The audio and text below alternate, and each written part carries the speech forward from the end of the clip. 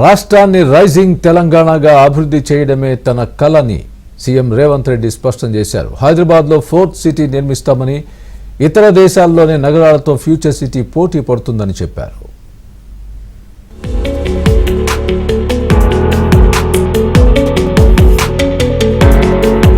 హైదరాబాద్ లో సిఐఐ జాతీయ కౌన్సిల్ సమావేశంలో తెలంగాణ సీఎం రేవంత్ రెడ్డి పాల్గొన్నారు. సిఐఐ ప్రతినిధులతో ముఖాముఖి కార్యక్రమం నిర్వహించారు. రాష్ట్రంలో మహిళా అభివృద్ధి ధ్యేయంగా అడుగులు వేస్తున్నామని, 1 కోటి మంది మహిళల్ని కోటీశ్వరుల్ని చేయడమే ధ్యేయంగా ముందుకు వెళ్తున్నామని చెప్పారు.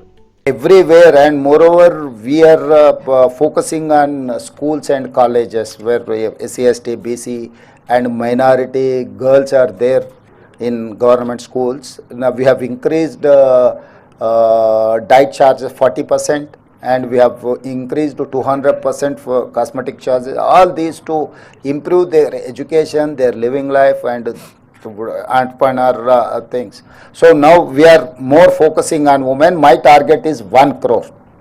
1 crore koti mandi mahilalni kotishwarlan cheyadam. So 1 crore women we wanted to make sure they are crorepati. So for a crore, this is what our target. Next 4 years I am going to implement this scheme for women empowerment in rural. Urban anyway they have their own they have their own exposure. భాగ్యనగరంలో 4th city future సిటీని నిర్మించాలని నిర్ణయించుకున్నట్లు రేవంత్ రెడ్డి చెప్పారు.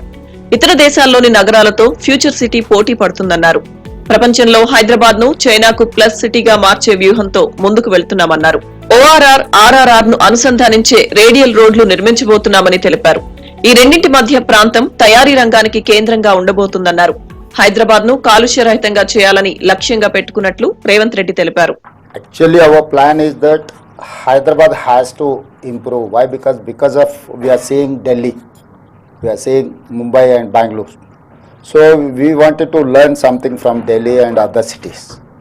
Now we are going to Chandramandal, but we have not learned how to live in our own place. So this is what I'm trying to improve my ecosystem with climate, whatever climate changes are there, and what is our necessities or future plan. So we are planning for that. We are there to support. If you have any proposals or suggestions to improve Hyderabad city. Hyderabad is having an outer ring road. It's around 160 kilometers all around the Hyderabad.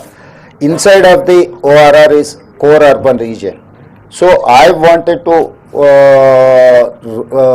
shift all diesel vehicles from this core urban region.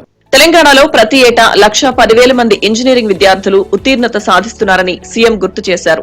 ఎక్కువ మంది విద్యార్థుల్లో skill ఉండడం లేదని, Tata group తో కలిసి 2,400 కోట్లతో రాష్ట్రంలోని ఐటీఐలను ఐటీసీలుగా మారుస్తున్నామన్నారు.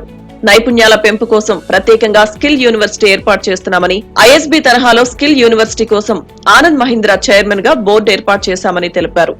Skill university corpus fund కోసం సిఐఐ ప్రతినిధులు మద్దతివ్వాలని, స్పోర్ట్స్ యూనివర్సిటీ, స్పోర్ట్స్ హబ్ కూడా ఏర్పాటు చేస్తున్నామని చెప్పారు. సిఐఐ ప్రతినిధులు ఎప్పుడైనా వచ్చి తనను కలవచ్చని, తమ ప్రభుత్వం అన్ని రకాలుగా సహకరిస్తుందని సీఎం రేవంత్ రెడ్డి హామీ ఇచ్చారు.